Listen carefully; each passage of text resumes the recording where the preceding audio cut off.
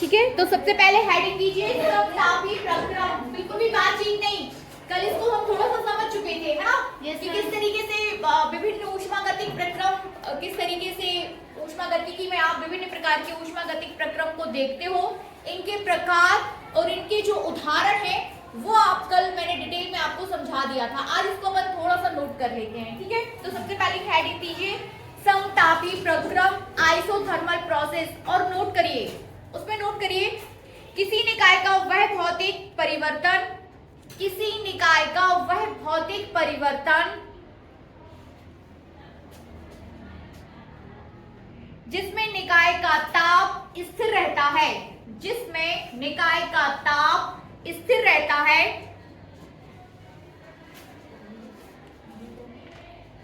जिसमें निकाय का ताप स्थिर रहता है, समतापी प्रक्रम कहलाता है। जिसमें निकाय का ताप स्थिर रहता है समतापी प्रक्रम कहलाता है ना? तो जब इस तरीके से कोई भौतिक परिवर्तन हो रहा है कि भौतिक परिवर्तन के पश्चात निकाय का ताप परिवर्तित ही ना हो, तो वो किस प्रकार का प्रक्रम कहलाएगा? समतापी प्रक्रम बनेगा। ठीक है, अब हेडिंग दीजिए समतापी प्रक्रम में किया गया कार्य। ठीक है ना? समतापी प्रक्रम में किया गया कार्य, हेडिंग देना है आपको समतापी प्रक्रम में किया गया कार्य। ठीक है ना? Work done in isothermal process. Note करिए,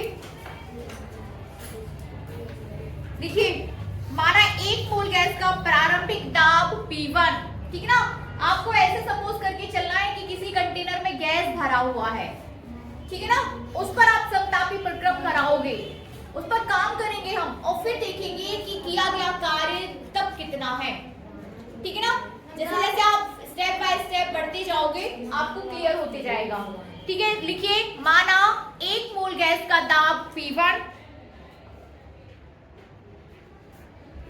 आयतन V1 तथा ताप T है। ये रोज ही लिख रहे थे आप, जल्दी आओ फिर मैं आपका हिसाब करती हूँ। माना एक मोल गैस का दाब P1, आयतन V1 तथा ताप T है। ठीक है ना? क्या ले रहे हैं हम? एक मोल गैस, एक मोल गैस है हमारे पास जिसका दाब कितना है? V1, आयतन कितना है? V1 और ताप कितना है? T। ठीक है ना? ताप क्या रहेगा? T। आगे लिखिए, यदि समतापी अवस्था में गैस के आयतन में परिवर्तन, यदि समतापी अवस्था में, समतापी अवस्था में गैस के आयतन में परिवर्तन,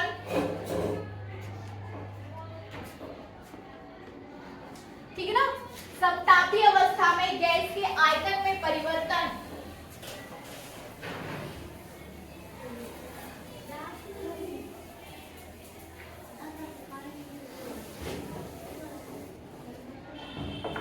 फटाफट सेट हो जाओ।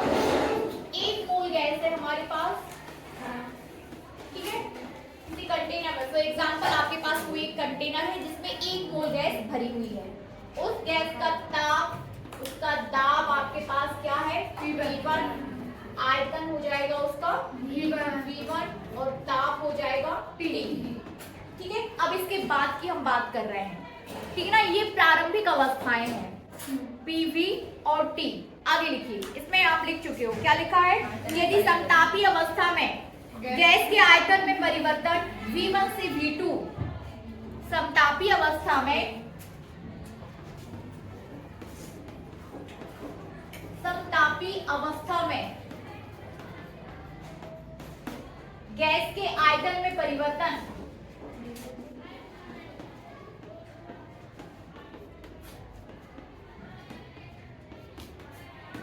आयतन में परिवर्तन, गैस के आयतन में परिवर्तन V1 से V2 होता है, जिससे गैस का दाब P1 से P2 हो जाता है।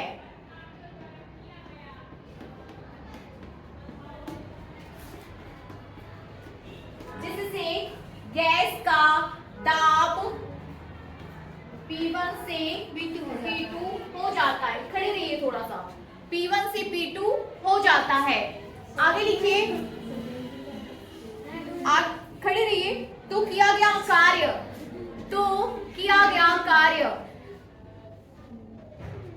किया गया कार्य निकालना है हमें। देन किया गया कार्य W इक्वल्स टू क्या हो जाएगा? किया गया कार्य W इक्वल्स टू, कंडीशन आपकी कहां से कहां तक गई है? देखिए, किया गया कार्य हमेशा ही जब आप ऊष्मागतिकी पढ़ते हो तो देखो कार्य इक्वल्स टू क्या होता है? बताइए, बल गुणा विस्थापन। कार्य बराबर क्या होता है? बल गुणा विस्थापन। लेकिन जब आप ऊष्मागतिक कोई परिवर्तन उसमें होता है तो ऊष्मागतिक परिवर्तन में आप क्या देखते हो? दाब में परिवर्तन हो रहा है और आयतन में परिवर्तन हो रहा है। तो दाब is equivalent to the force. मतलब जैसे आप बल गुणा विस्थापन लिखते हो ना, वैसे ही आपका हो जाएगा दाब गुणा आयतन में परिवर्तन। ठीक है ना? बल इज इक्विवेलेंट टू द दाब और आपका जो आयतन में परिवर्तन होता है वो विस्थापन में परिवर्तन के इक्विवेलेंट आप उसको कर सकते हो। मतलब ये फॉर्मूला आपने सेट किया है ऐसे दिमाग में अपना। समझ गए ना कि W equals to F dx होता है ना? W equals to F dx। तो ऊष्मागतिक में हो जाएगा आपका W equals to P dV। Is that clear? P dV समझ गए? P dV। तो किया गया कार्य W इक्वल्स टू कितना हो जाएगा? P dV। आयतन में परिवर्तन हो रहा है तो लिमिट्स आपकी V1 टू V2 हो जाएगी। लिखिए इसको। समझ आया? Any problem? Is that clear? रोज ही लेट रहते हैं आप लोग। हाँ, P dV बनेगा। आगे करिए। उन सभी बच्चों के लिए था जो आज लेट हैं, है ना? आगे करिए इसको। चलिए आगे करिए। आदर्श गैस समीकरण से, आदर्श गैस समीकरण से, ठीक है ना? यदि आप आदर्श गैस समीकरण की बात करें तो आदर्श गैस समीकरण से क्या हो जाएगा? PV बराबर nRT। PV बराबर nRT।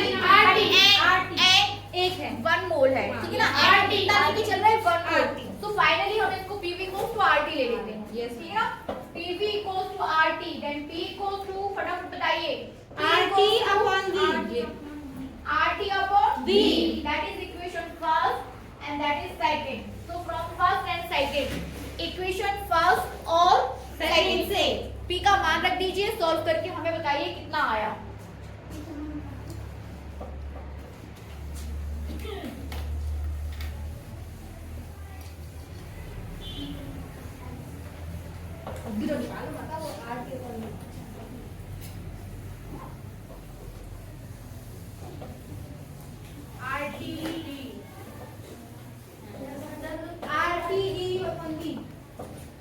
क्या देखिए कितना आएगा?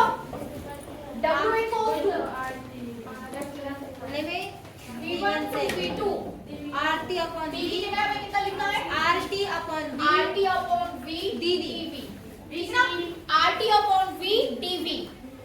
RT V के लिए कांस्टेंट है, ठीक है ना? तो RT क्या हो जाएंगे? बाहर। वैसे भी टेम्परेचर आपका चेंज नहीं हो रहा है, वैसे भी टेम्परेचर क्या है? चेंज नहीं हो रहा है। तो P, तो W इक्वल्स टू आपका आ जाएगा RT V1 to V2 1 upon V dV। 1 upon V कितना आएगा इसका? मैम यस मैम, ऊपर हम ले जाएंगे। समाकलन करिए, समाकलन, इंटीग्रेशन, समाकलन करके दिखाइए।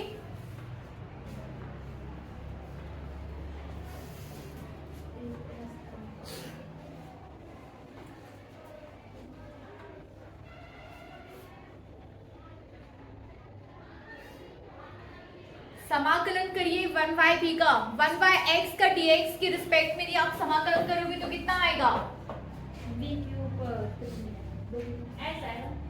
समाकलन बनना चाहिए, कुछ है नहीं मेरे पास। 1/x dx का समाकलन करेंगे तो कितना आएगा? किसको पता है? 1/x का हिसाब कर रही हूँ मैं, है ना? कर लेना आप लोग।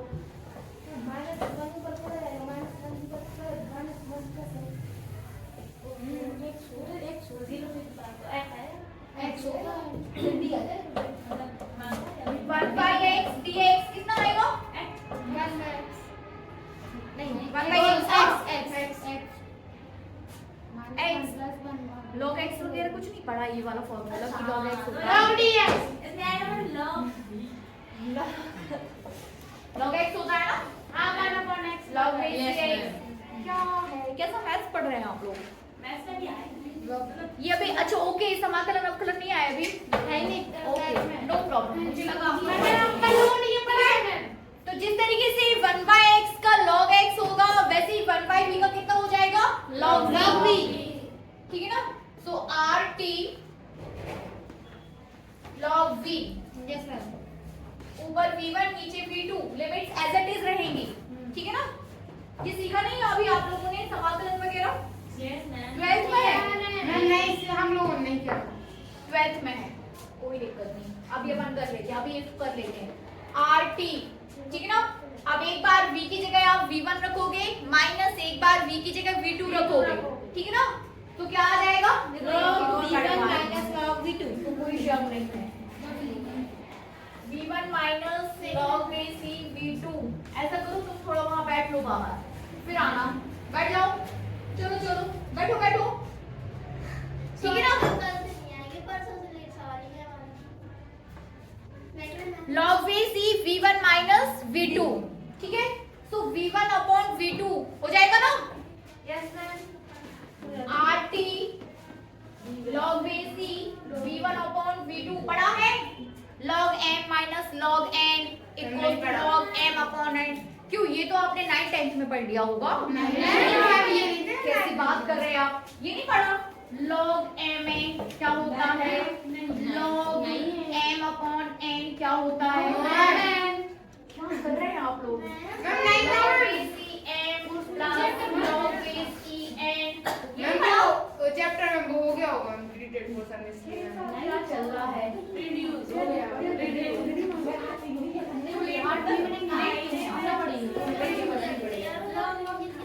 ये नहीं पढ़ा है आप लोगों ने, बर्बाद है आप, ऐसा कैसा सिलेबस चल रहा है, इस लॉग नहीं पढ़ा 9th 10th में, मैं बुक निकाल के देख देख लो कहीं ब्रैकेट में, देख लो ऊपर खाली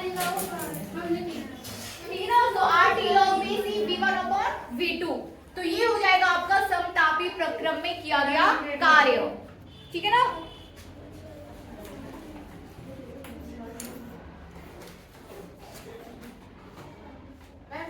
हाँ log base e कर लेना, बेस रहता है वो, log base e, base e के बेस में, ये एक्सपोनेंशियल है, ये e एक्सपोनेंशियल, ठीक है ना। चलिए जल्दी करिए, हाँ एक और रहता है ना ये वाला log base e n to the power n, इसको भी लिखिए, n सामने आ जाता है and log base e n ऐसा, ठीक है ना, n सामने आ जाता है।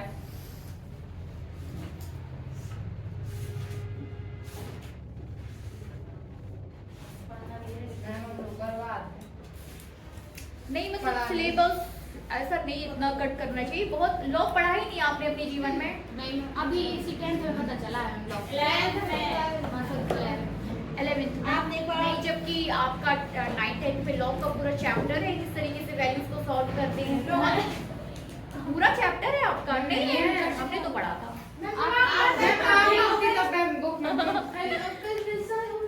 चलिए आगे बढ़े, ये हो गया, तो फाइनली आपके पास समतापी प्रक्रम में किया गया कार्य कितना आ गया, rt log v1 upon v2, ठीक है ना।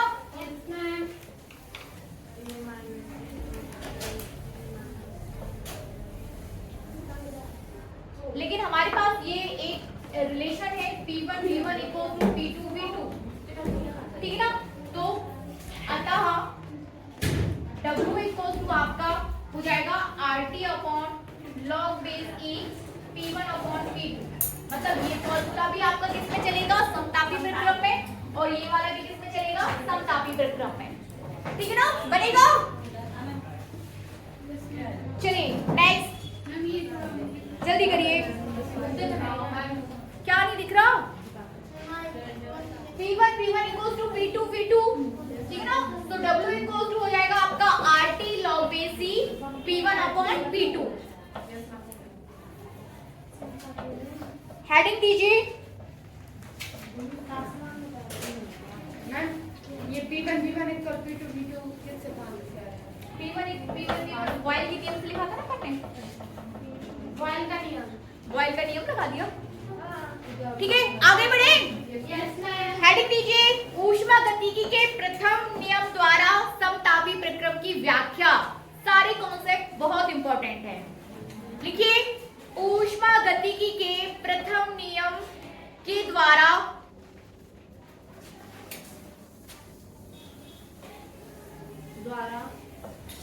ऊष्मागतिकी के प्रथम नियम के द्वारा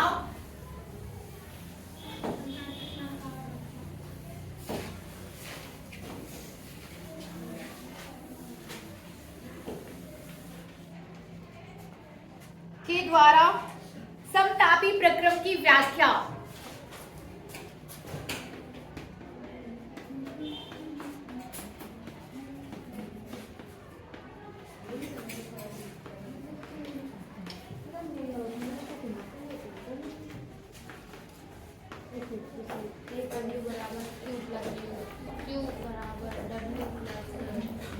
समतापी प्रक्रम की व्याख्या, ठीक है ना। समतापी प्रक्रम की व्याख्या करेंगे हम किसके द्वारा? ऊष्मागतिकी के प्रथम नियम के द्वारा। ऊष्मागतिकी का प्रथम नियम क्या है? एक्सप्रेशन बताइए।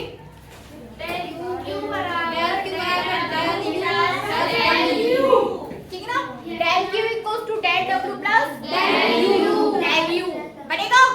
चलिए लिखिए।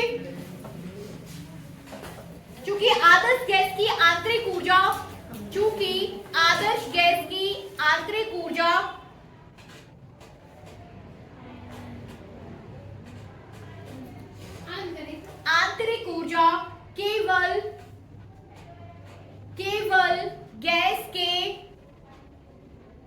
केवल गैस के ताप पर निर्भर करती है।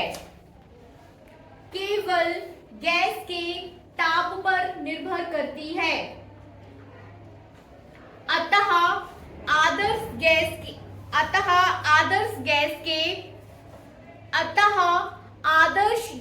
के समतापी प्रक्रम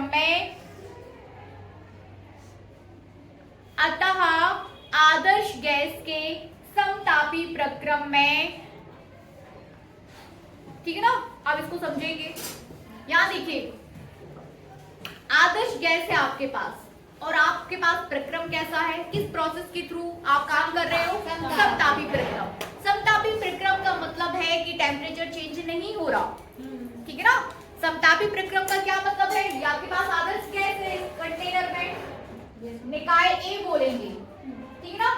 समतापी प्रक्रम हुआ, निकाय आपका बी में चेंज हो गया, लेकिन टेम्परेचर चेंज नहीं हुआ है। टेम्परेचर क्या है? चेंज नहीं हुआ है। टेम्परेचर चेंज नहीं हुआ, इट मींस कि डेल T इक्वल्स टू 0।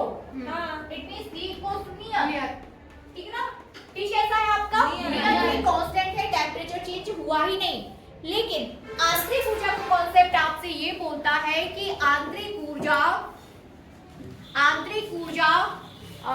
तभी परिवर्तित होती है, मतलब आंतरिक ऊर्जा ताप पर निर्भर करती है। आंतरिक ऊर्जा केवल और केवल किस पर निर्भर कर रही है? ताप पर। ताप परिवर्तित होगा तो आंतरिक ऊर्जा परिवर्तित होगी, ताप परिवर्तित नहीं होगा तो आंतरिक ऊर्जा परिवर्तित नहीं होगी। Is that clear? तो आंतरिक ऊर्जा में परिवर्तन कैसा रहेगा? 0। आंतरिक ऊर्जा में परिवर्तन क्या हो गया? du बराबर 0, ठीक है ना। यदि ताप नियत है तो आंतरिक ऊर्जा भी कैसी है? नियत। Is that clear? ये समझ में आया कि हमने डेल U इक्वल्स टू 0 क्यों लिखा? क्योंकि कॉन्सेप्ट है कि आंतरिक ऊर्जा ताप पर निर्भर करती है। ताप परिवर्तित होता है तो आंतरिक ऊर्जा परिवर्तित होती है, ताप निर्भर नहीं करता तो आंतरिक ऊर्जा परिवर्तित नहीं होती। बताइए। ताप परिवर्तन नहीं हो रहा, आंतरिक ऊर्जा परिवर्तित नहीं हो रही। हाँ, अवस्था दूसरी चीजें भी तो अवस्था है। ये तो आपका एक ऊष्मागतिक चर है, ठीक है ना। लेकिन चर आपके दूसरे भी हैं। आपका दाब चेंज हो रहा है, आपका आयतन चेंज हो रहा है, ये दूसरे ऊष्मागतिक चर चेंज हो रहे हैं, लेकिन आंतरिक ऊर्जा चेंज नहीं हो रही है, ठीक है ना। ये सब क्या है? अलग अलग आपके जो है ऊष्मागतिक चर है, अलग अलग। Is that clear? ठीक है, तो आंतरिक ऊर्जा में परिवर्तन क्या हो गया? 0, ठीक है ना। लेकिन अब ऊष्मागतिकी का प्रथम नियम क्या है? Del W del Q equals to del U। तो डेल U क्या है? 0 ऊष्मागतिक प्रक्रम के लिए, समतापी प्रक्रम के लिए। तो समतापी प्रक्रम में ऊष्मागतिकी डेल U क्या हो गया? ये ऊष्मागतिकी का प्रथम नियम है। किस अवस्था में? समतापी प्रक्रम में, ठीक है, बनेगा। चलिए लिखिए, समतापी परिवर्तन में गैस की आंतरिक ऊर्जा में समतापी परिवर्तन में गैस की आंतरिक ऊर्जा में कोई परिवर्तन नहीं होता है, कोई परिवर्तन नहीं होता है। अर्थात आदर्श गैस के समतापी परिवर्तन में, अर्थात आदर्श गैस के समतापी परिवर्तन में डेल U इक्वल्स टू 0, ऐसा लिख लीजिए, ये वाला डेल U इक्वल्स टू 0। परी चालू है ना? डेल U इक्वल्स टू 0, ठीक है ना। आगे लिखिए, तब ऊष्मागतिकी के प्रथम नियम से, तब ऊष्मागतिकी के प्रथम नियम से, तब ऊष्मागतिकी के प्रथम नियम से del Q equals to del W plus del Q equals to del W plus del U, ठीक है ना। ऊष्मागतिकी के प्रथम नियम से del Q equals to del U plus del W आदर्श गैस के समतापी परिवर्तन में, आदर्श गैस के समतापी परिवर्तन में, ये तीनों स्टेप ये लिख लिया आपने। अब ये वाला लिख लो और ये वाला लिख लो, हो गया, ठीक है। आदर्श गैस के समतापी परिवर्तन में,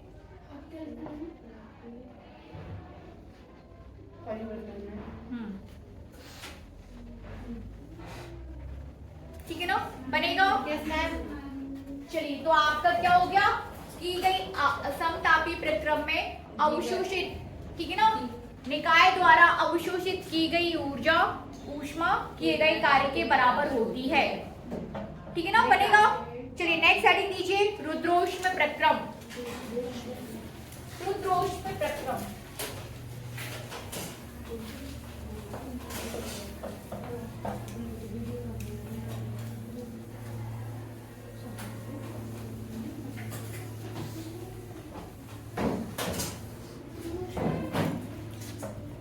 एडियाबैटिक प्रोसेस, ठीक है ना। रुद्रोष्म,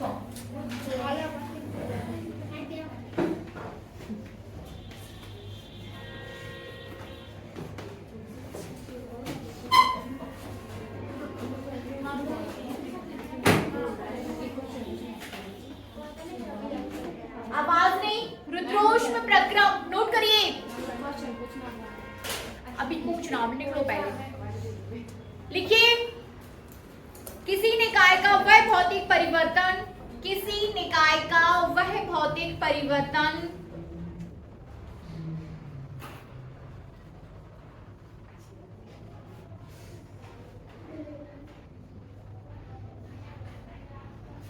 जिसमें निकाय से ऊष्मा का, जिसमें निकाय से ऊष्मा का, जिसमें निकाय से ऊष्मा का आदान प्रदान ना हो सके, आदान प्रदान ना हो सके,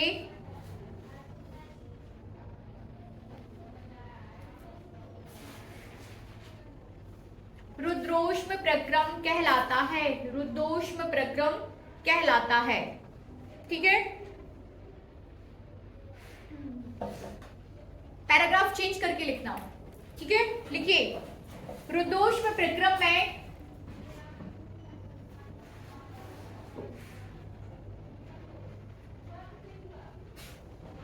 आदर्श गैस, रुद्रोष्म प्रक्रम में आदर्श गैस बॉयल के नियम का पालन नहीं करती हैं, बॉयल के नियम का पालन नहीं करती हैं, क्योंकि ताप स्थिर नहीं रहता है, क्योंकि ताप स्थिर नहीं रहता है, बल्कि इस परिवर्तन में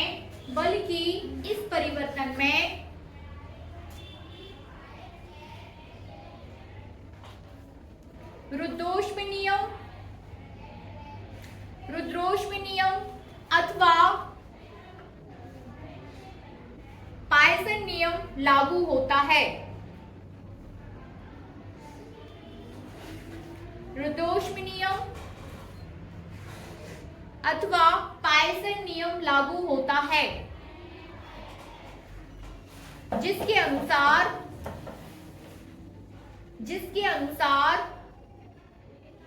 निश्चित द्रव्यमान के लिए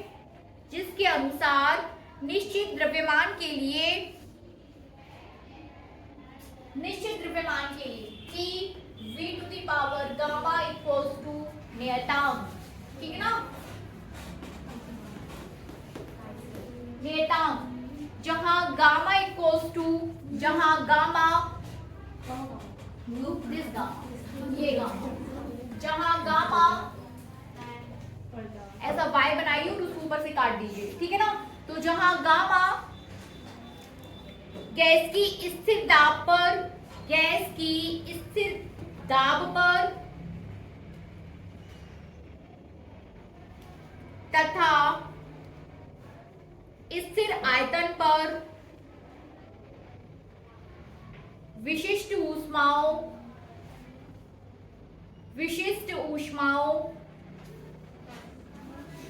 Cp तथा Cv का अनुपात है, Cp तथा Cv का अनुपात है। It means gamma equals to Cp upon Cv।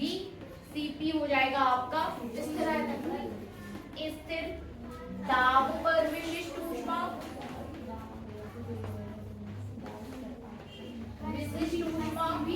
और ये हो जाएगा आपका Cv स्थिर आयतन पर विशिष्ट ऊष्मा, ठीक है। तो जब भी आप रुद्रोष्म प्रक्रम की बात करेंगे तो ये PV इक्वल्स टू, जो आप लिखते हैं ना PV इक्वल्स टू RT, ये नहीं चलेगा, ठीक है ना। किसके लिए? रुद्रोष्म प्रक्रम में PV इक्वल्स टू RT नहीं चलेगा। रुद्रोष्म प्रक्रम में आपका चलेगा P v to the power gamma equals to नियतांक, ये चीज चलेगी, ठीक ना। याद रखिए P v to the power gamma, ठीक ना, यही आपको यूज करना है, ठीक है। चलिए आगे, हाँ कर लो इसको, बनेगा ना। जब भी आप रुद्रोष्म प्रक्रम की बात करेंगे तो आपको क्या यूज करना है? PV की पावर गामा,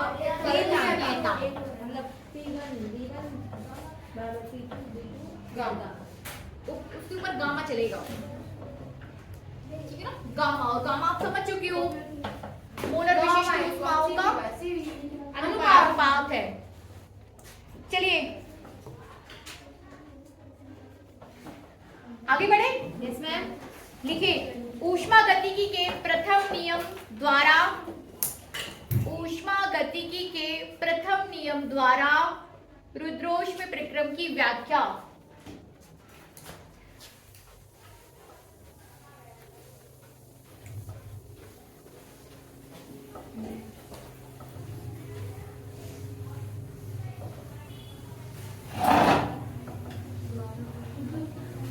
रुद्रोष्म प्रक्रम की व्याख्या।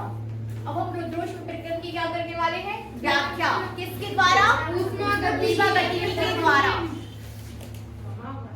यहाँ देखो, पहले हम अपना दिमाग लगा लें कि क्या करने वाले हम। यहाँ देखिए, बाद में नोट करेंगे, पहले यहाँ देखो, बोर्ड साइड देखेंगे सभी बच्चे। ऊष्मागतिकी का प्रथम नियम क्या कहता है? एक्सप्रेशन दैट इज अब रुद्रोष्म प्रक्रम क्या कहता है? ना तो ऊष्मा का आदान प्रदान बंद है, इट मींस ऊष्मा में जो परिवर्तन होगा वो क्या हो जाएगा? जीरो। मतलब ऊष्मा नहीं है, जीरो। ऊष्मा क्या हो जाएगी आपकी? जीरो। ऊष्मा में परिवर्तन जीरो हो जाएगा। तब आंतरिक ऊर्जा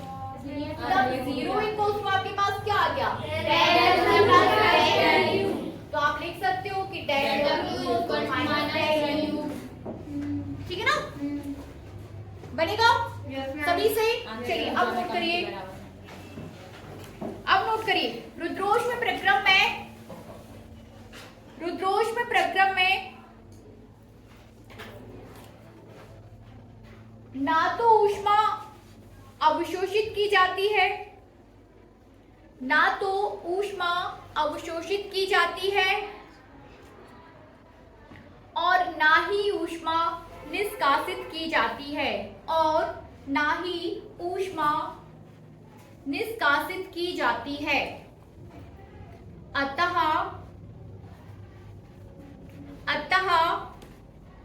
डेल Q इक्वल्स टू 0, अतः डेल Q इक्वल्स टू 0, ठीक है ना। अब ऊष्मा गति के प्रथम नियमानुसार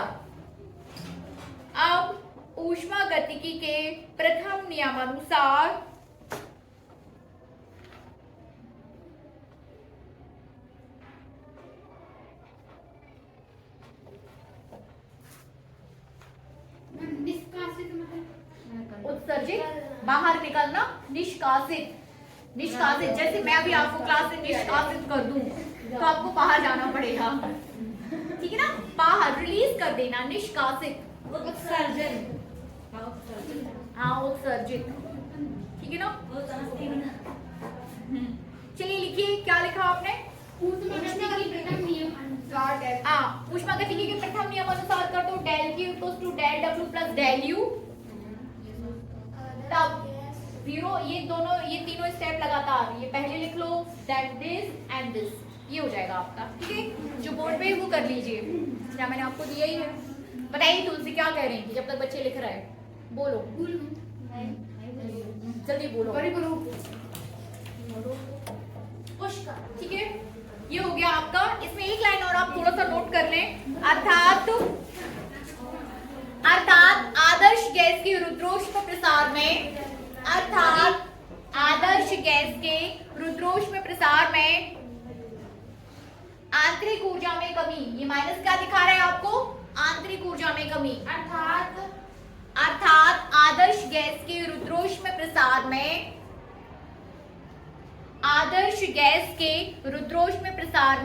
ये माइनस क्या दिखा रहा है आपको? आंतरिक ऊर्जा में कमी, ठीक है ना। तो आंतरिक ऊर्जा में कमी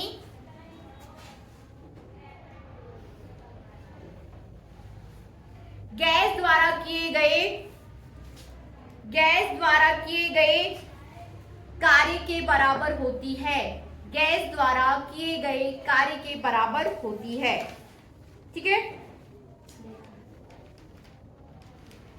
अगला लिखिए, समआयतनिक परिवर्तन, समआयतनिक प्रक्रम, ठीक है। आइसोकोरिक प्रोसेस, समआयतनिक प्रक्रम।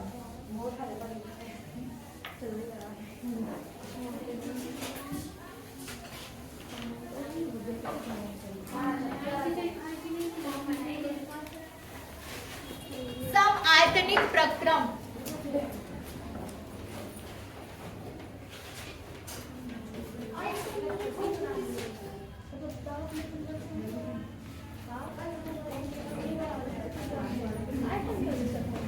समआयतनिक प्रक्रम, बातचीत मत करिए। समआयतनिक प्रक्रम, इसको पहले समझिए फिर मैं नोट करा रही हूँ। फिर से देखिए, समआयतनिक प्रक्रम इट मीन सब आयतन में परिवर्तन शून्य है, ठीक है ना। आयतन में परिवर्तन शून्य हो जाएगा, it mean del V equals to 0। Del V क्या हो जाएगा? 0। बट ऊष्मागतिकी के प्रथम नियम अनुसार del Q equals to del W plus del U, del Q equals to del W plus del U, ठीक है ना। तो डेल W इक्वल्स टू क्या होता है? PV PdV, डेल में चल रहा है तो डेल में लेते हैं, ठीक है ना। P डेल V, तब डेल V तो कितना हो गया आपका? 0। डेल V 0 तो किया गया कार्य कितना हो गया? 0। तो from first equation del Q equals to del U, मतलब ऊष्मा में परिवर्तन आंतरिक ऊर्जा में परिवर्तन के बराबर होता है, ठीक है ना। ऊष्मा में परिवर्तन आंतरिक ऊर्जा में परिवर्तन के बराबर होगा। फटाफट नोट कर लो, 2 मिनट लगेगा इसको। ये हेडिंग तो दीजिए, समआयतनिक प्रक्रम। अब नोट करिए करिए, बातचीत मत करिए, परी नोट करिए। समआयतनिक प्रक्रम में निकाय की अवस्था में परिवर्तन, समआयतनिक प्रक्रम में निकाय की अवस्था में परिवर्तन इस प्रकार किया जाता है कि निकाय का आयतन स्थिर रहता है, निकाय का आयतन स्थिर रहता है, अर्थात del v इक्वल्स टू 0। ठीक है ना, ये लिख लीजिए, अर्थात del v इक्वल्स टू 0। अतः इस प्रक्रम में ओके, अर्थात इस प्रक्रम में निकाय द्वारा किया गया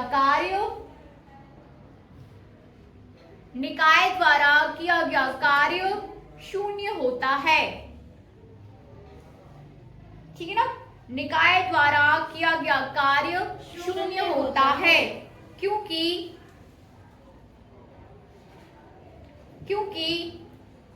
डेल डब्ल्यू इक्वल्स टू, क्योंकि यहां से आइए, डेल डब्ल्यू इक्वल्स टू, यहां से लिखना है आपको, del W equals to P cross d V.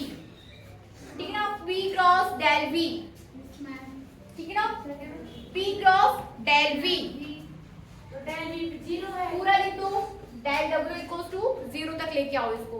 ठीक है ना, P cross del V, so del W equals to क्या हो जाएगा, 0।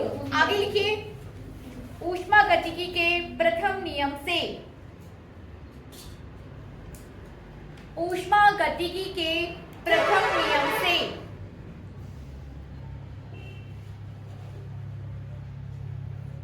समआयतनिक प्रक्रम में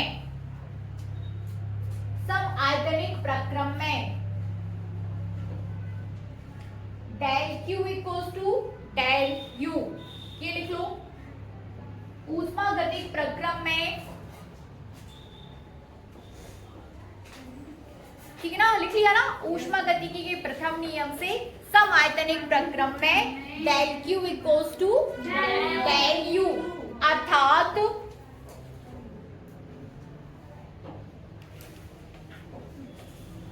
समआयतनिक प्रक्रम में निकाय को दी गई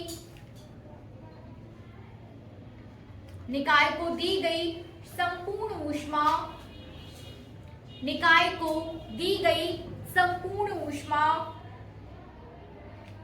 निकाय की आंतरिक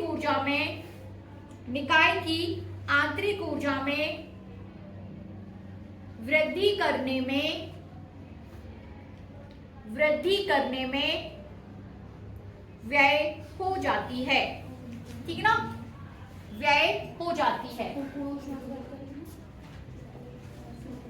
वृद्धि करने में व्यय हो जाती है। ठीक है, चौथा डालिए, समदाबी प्रक्रम।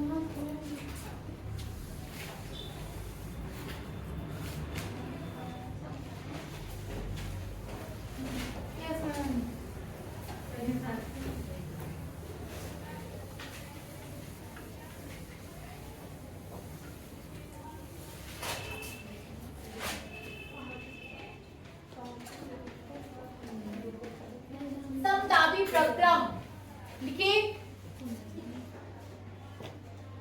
आइसोबैरिक प्रोसेस हो जाएगी ये। ठीक है ना, आइसोबैरिक प्रोसेस नोट करिए। समदाबी प्रक्रम में निकाय की अवस्था में परिवर्तन, निकाय की अवस्था में परिवर्तन इस प्रकार किया जाता है कि इस प्रकार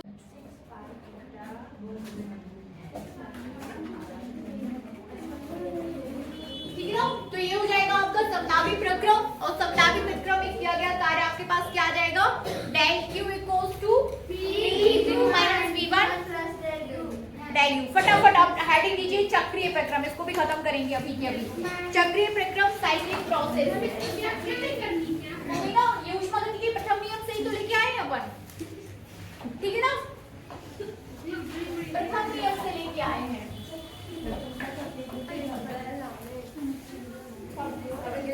बातचीत मत करिए। परी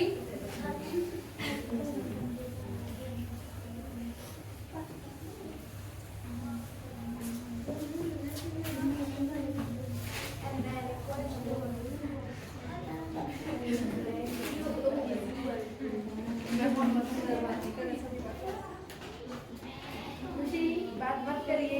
साइक्लिक प्रोसेस नोट कर लीजिए फटाफट। साइक्लिक मतलब क्या? प्रारंभिक बिंदु और अंतिम बिंदु आपका एक ही रहेगा। मतलब जहां से आप काम करना स्टार्ट करोगे, जिस अवस्था पर आपका निकाय है, कार्य करने के बाद भी उसी अवस्था पर वापस लौट के आ जाएगा।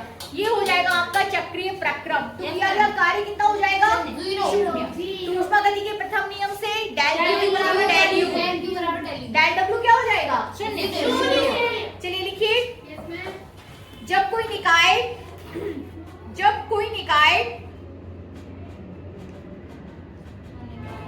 विभिन्न अवस्थाओं से होकर गुजरता हुआ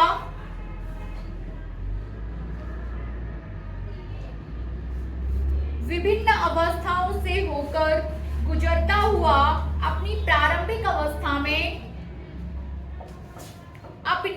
प्रारंभिक अवस्था में वापस आ जाता है तो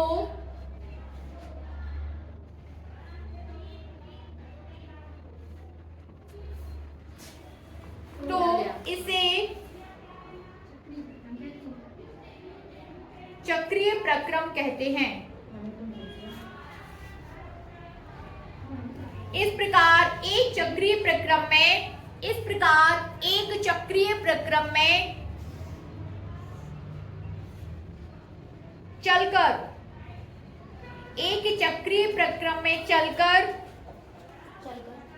चलकर भिन्न भिन्न अवस्था